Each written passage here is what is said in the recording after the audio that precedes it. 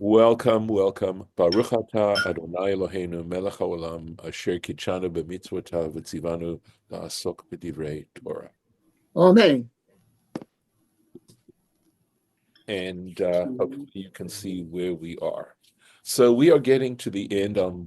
Take this down a little bit so you can see where we are. So this is Bereshit, the very first parsha of Genesis, chapter 6. And we are going to look at this is the verse that we just started to look at, right? And of course, it ends on a cliffhanger. Vayar Hashem, that is the Lord saw, ki rabba ra'at ha'adam ba'aretz, that the wickedness, ra'at ha'adam, the wickedness of man was great, rabba ba'aretz, in the earth.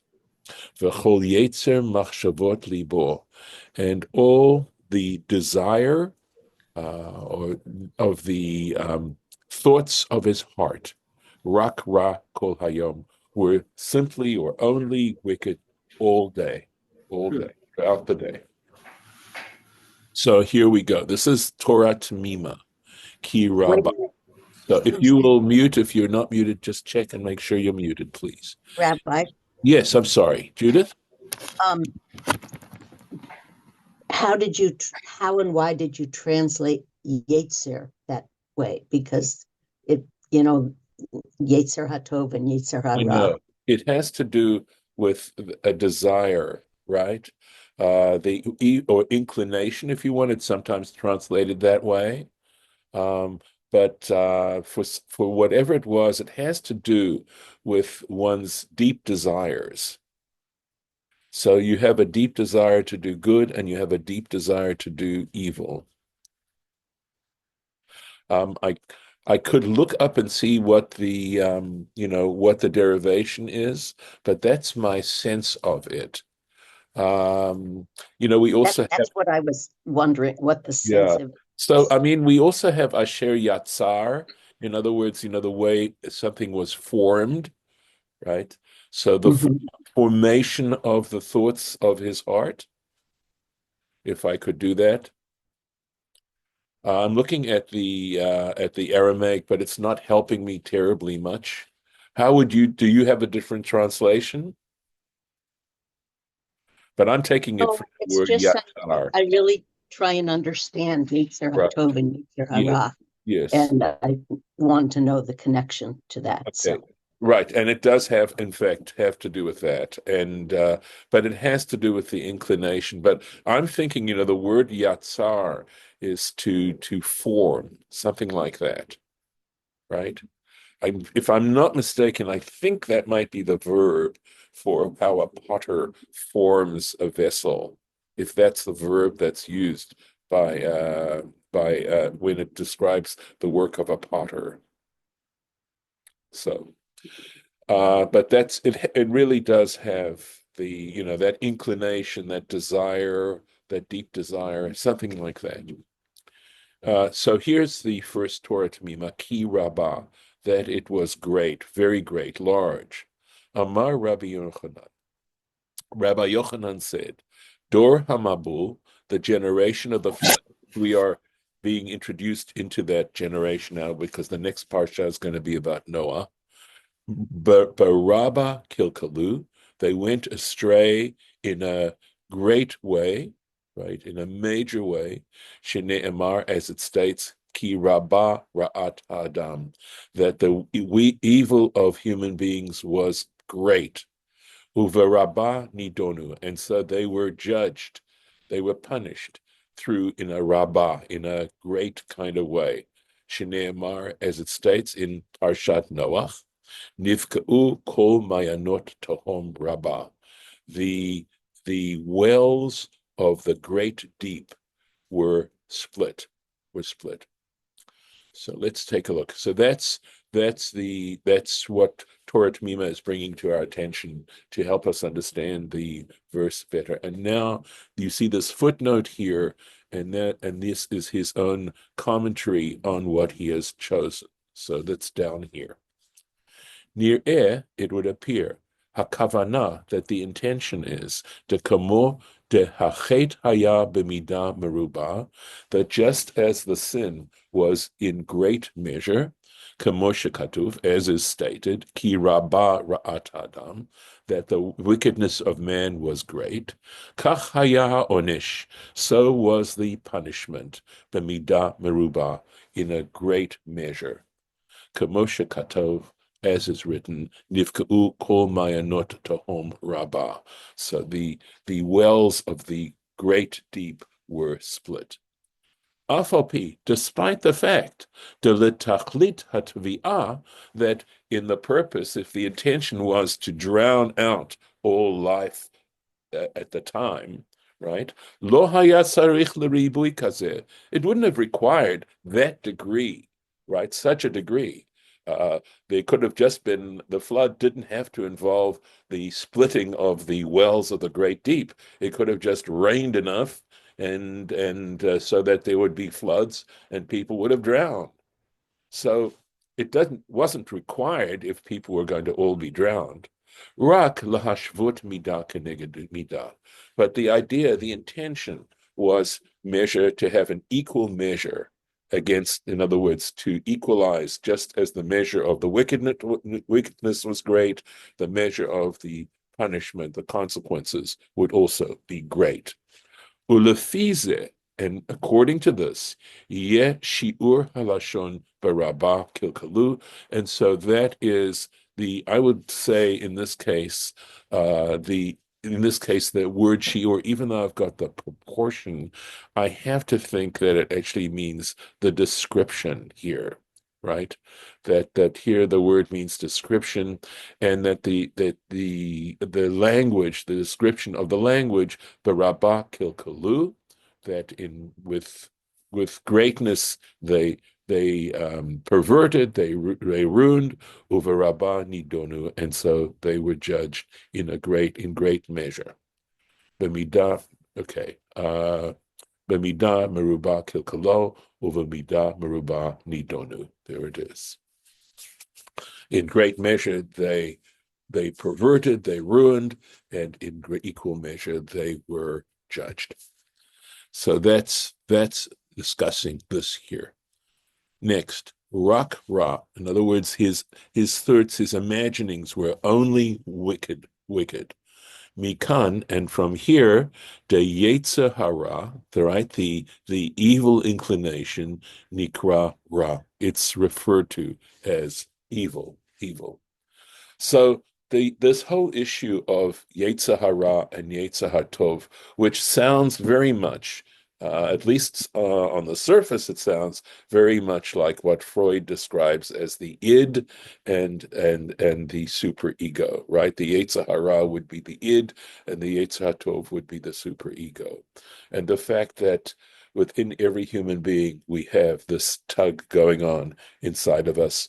Another way, of course, describing it would be our dark side, that we have such things.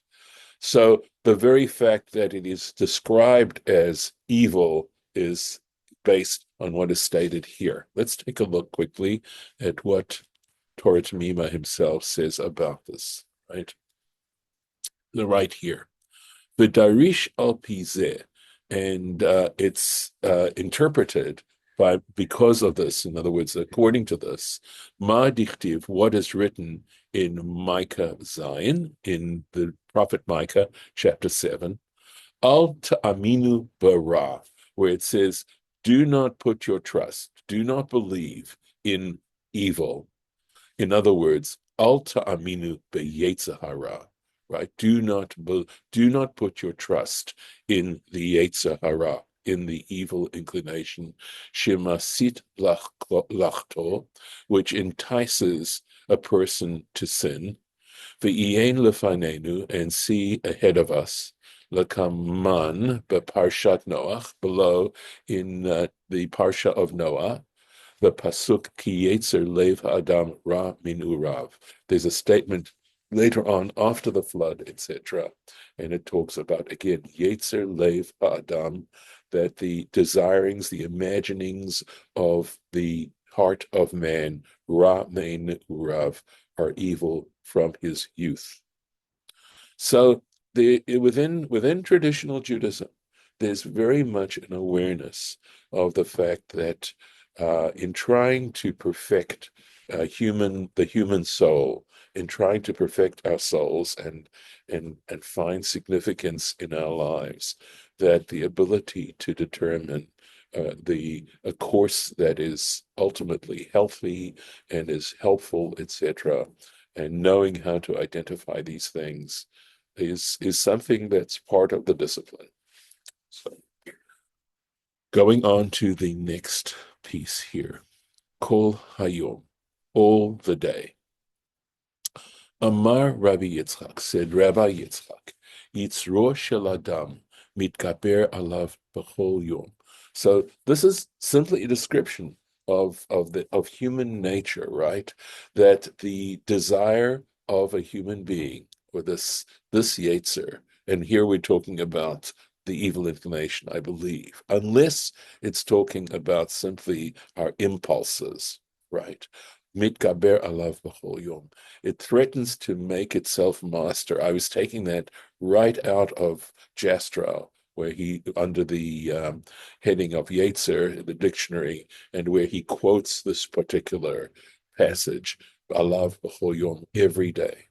In other words, our dark side threatens us to take over and influence our behavior every single day. It's something that we have to live with, we have to acknowledge, we have to see it for what it is, and be able to come up against it. Shneimar, as it says, v'chol yetzer machshavot leibo, the creation, the imaginings of the thoughts of his heart, rak hulayom, are only wicked all day. So it's interesting. I mean, it's something certainly worth reflecting on the nature of who, trying to get deeply into ourselves as to, you know, we do have this, and it's something, of course, that we are generally ashamed of. And as I said, generally, but also there's a great deal of temptation involved in this and in trying to confront this every day and be honest about it and recognize that it also plays a very important element, a part of our development. And not only that, that in being able to master it, we are able to master ourselves. And in there lies a foundation, I would say, of human dignity. And in a way, we can sort of look at life as saying it is this contest, so to speak, this attempt on our part to gain mastery over ourselves. And to do that, and it's not a simple light switch kind of thing. Again, I like to describe it more as a dance, uh, but that in fact also perhaps is the basis of giving us purpose. Does this apply equally to Noah? Say that again, please. Does this apply equally to Noah? To Noah. Yes, if I'm understanding your question.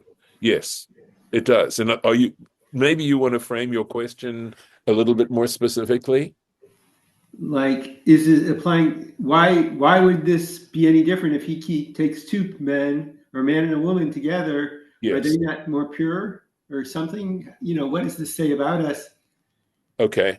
I mean, I'm wandering here. I have to rethink it. Okay. But So I think we are going to find out some interesting things about Noah. And also, it is going to, I don't want to go into it too much right now because this is a subject that we do need to discuss in greater detail later on. The whole notion of our relationship to God is based on a recognition of who we are and recognizing a level of grace, grace being undeserved benefit, right? In other words, it's something that we ourselves don't earn. It's something that is given to us by the person, by an outside source. The whole notion of grace, and that God acts within human beings with a level of grace, which again also can help us develop a level of humility within ourselves and not see ourselves as entitled beings. Let me take the time I have to go into into the Torah Temimah.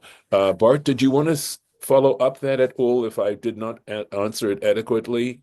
No, that's fine. I just was Okay. wondering, how if all men are so evil that Noah Yeah. wasn't, or was he, and he just was given grace? I'm interested in Right. knowing that. That's the We'll see. question.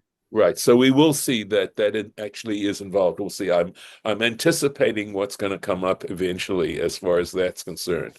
Um, Okay. having said that, it doesn't mean we are nothing but evil, okay? It just means that every single day there are temptations that are laid before us to choose a path that gives in towards the dark side, right? So, the question, and I think if I can understand your question about Noah, that the hope was that Noah might set a better example so that in some ways, and I think that's part of our training. In other words, that we are capable of being trained, of learning and becoming righteous people. We are capable of it, but it isn't an automatic thing. And the very fact that it's not automatic, again, is part of giving purpose to life, and also, gaining reward, a very deep kind of reward of living. And despite all the adversity that we have to face as well. It's a deeply complicated issue. Let's keep going here with Torah Temimah. Uva Kiddushin. So he's talking about the tractate Kiddushin in the Talmud. Lashon Acher. He's got, I believe. Oh, sorry, beg your pardon. He's giving you the reference. Page 30a. V'od ba'agadot shonot, and he says elsewhere, in other words, where they're quoting this particular phrase, right? Other agadot, other material like this, hagirsa, the version of this text, b'mkom mitgaber alav, instead of using the term, and the Hebrew that we saw was mitgaber alav, which tends to mean, threaten to overpower him or overpowers him. Mitchadesh Allah. That's instead of mitgaber, they use the term mitchadesh, which means to renew. In other words, the idea that our id is constantly renewing itself. We may think that we've been able to overcome those elements that are tempting us to do things that are self-destructive. But the fact is that every morning they simply, there's a new way or something else is going to raise itself, and instead of overpowering. Vehi girsa nechuna, and according to Torah Temimah, he says this is the correct version. In other words, we should understand mitchadesh as being the correct version of this concept. The efshar lefaresh hakavana, because we can explain that the intention is shehayetzer hara yitur kol yom v'yom, that our yetzer hara, our id, if you want to accept that interpretation, right, spies on us every day, right, or causes us to stray it tempts us to stray every single day, kol yom v'yom, lechadashot, in new kinds of ways. Litfos al yadan et ha'adam bechermo, in order to capture by means of these various temptations the human being bechermo, in his net. So, of course, this is using metaphor to describe an emotional and spiritual condition. V'samich ze al halashon, and this whole concept is based on that expression in our verse, rak ra kol hayom, simply or only evil every day. The mashma, which implies shekol yom nir eit bo rak ra, that every single day, this whole idea, this simply wicked element renews itself within us every single day. V'hainu ra'a chadasha. In other words, the idea is that it's some kind of new temptation, she'etmol lo hayta nir'et, which wasn't even part of things yesterday, wasn't under consideration yesterday. But there's all these, it's very creative, right? These temptations are extremely creative. Va'ata hi chadasha. So now it is a new way to tempt us in various ways. And again, the ability to introspect, the ability to be honest with ourselves, the ability not to, on the one hand, give in to these kinds of things, right? To be able to resist these things. And on the other hand, to be able to deal with them in a way, because I know that if you totally try to stop entirely, there's a good chance that at some point it's going to just pop out again. So learning how to negotiate these kinds of feelings, etc., so that they don't overpower us is a very important idea. And they're introducing it. They're trying to look at ourselves as honestly as I can. Okay. Let's take a look. So we have another Torah Temimah coming up here. Here we go. So the next verse goes, Vayinachem Hashem, and the Lord regretted. There's one way to understand it, okay? Regretted ki asa, that he had made. So we're going to look at this word yinachem, because it can be understood in more than one way, right? Because it can also mean to take comfort, right? So ki asa, that he had made et ha'adam ba'aretz, the man in the earth. And exactly what that means, again, is going to depend on how we want to look at ha'adam ba'aretz, that he made man in the earth.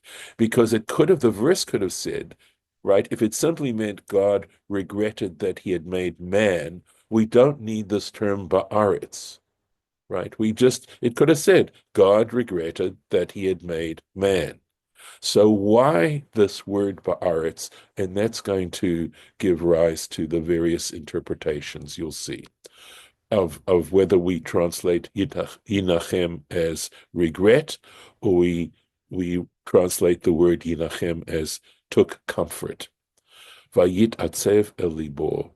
And again, of course, this is very anthropomorphic, and it says, and his heart was sad. He was sad in his heart, right? There was the regret.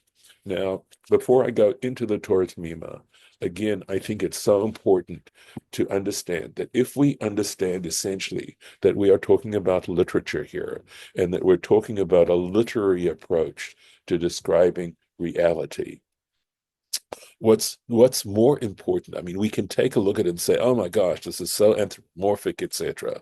Or we can say that what this verse is trying to talk about is our relationship, to look at ourselves and ask ourselves the question, is our life a glorification of the divine, or is our life a desanctification of the divine?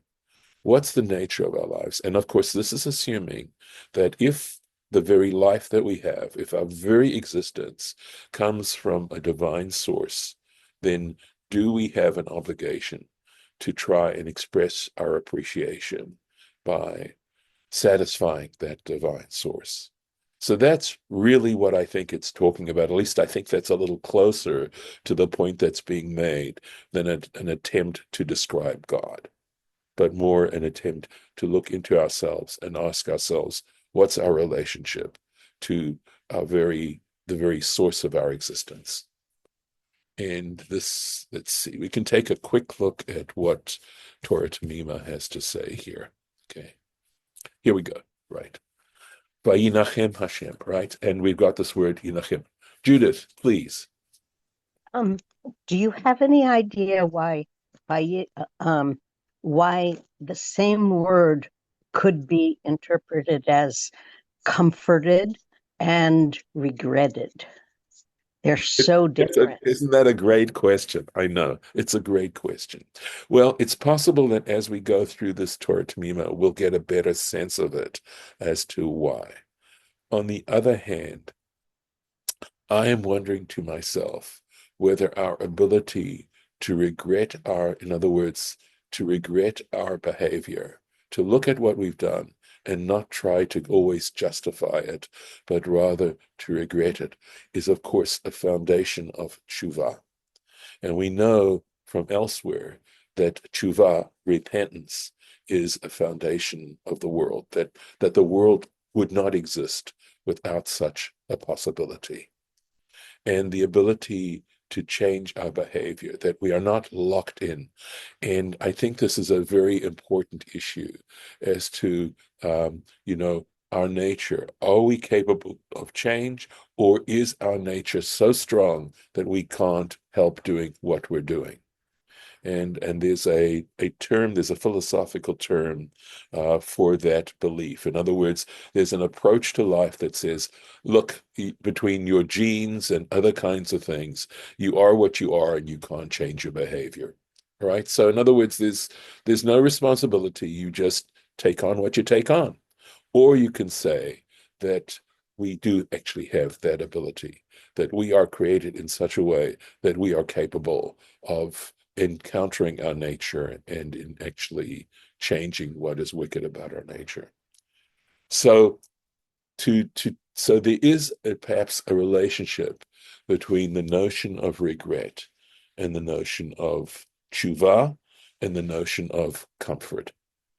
That somewhere or another, and the knowledge that we are capable of being forgiven for our mistakes, I think there might be some connection. Do you want to react to that, Judith? Is that helpful? Or is it too far out? No, it's very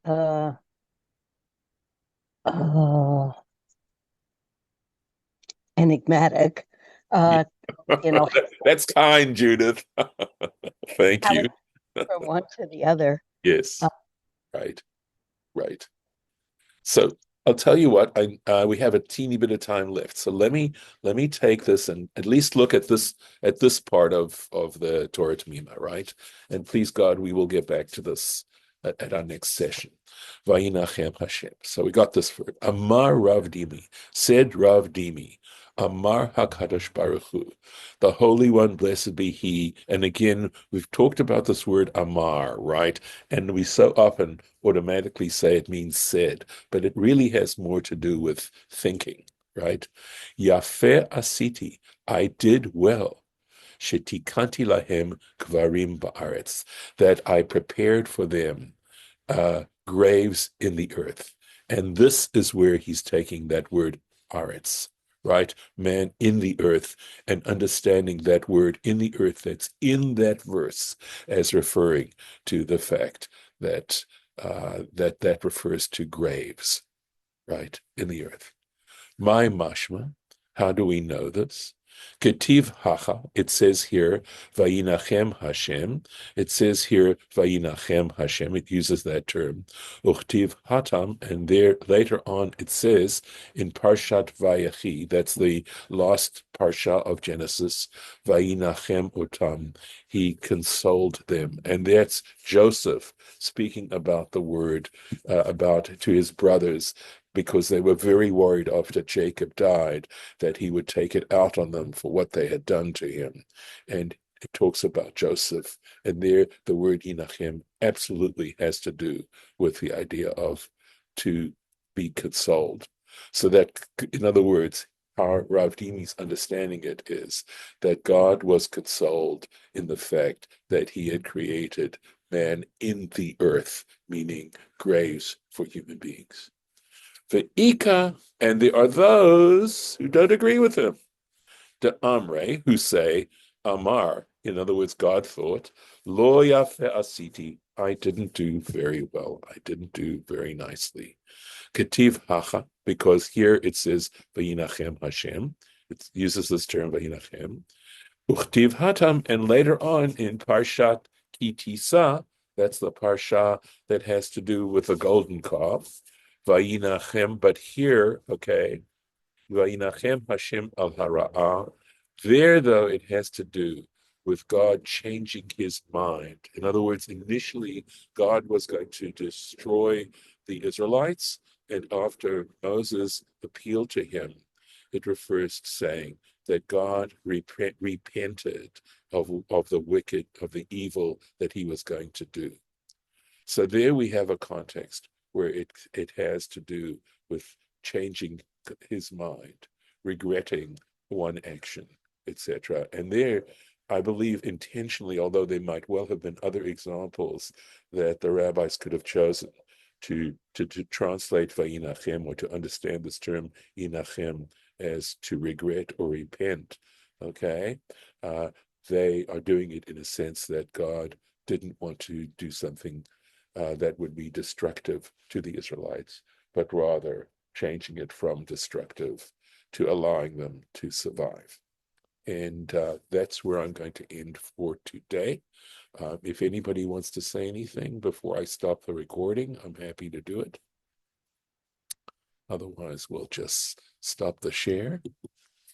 Okay. Any other thoughts before I? Okay. Yeah. Yeah, I've go got ahead. a question. Why on the top does it say Breshit, V'Breshit? Say that again, On please. the top of the Torah section, it said Breshit, Yes. and then it had a Vav, and then it had Breshit again. Right. Okay. So the first Bereshit refers to the book. It's the book of Bereshit, right? Right. And then the second Bereshit refers to the Parsha. That Oh, first Parsha is Bereshit.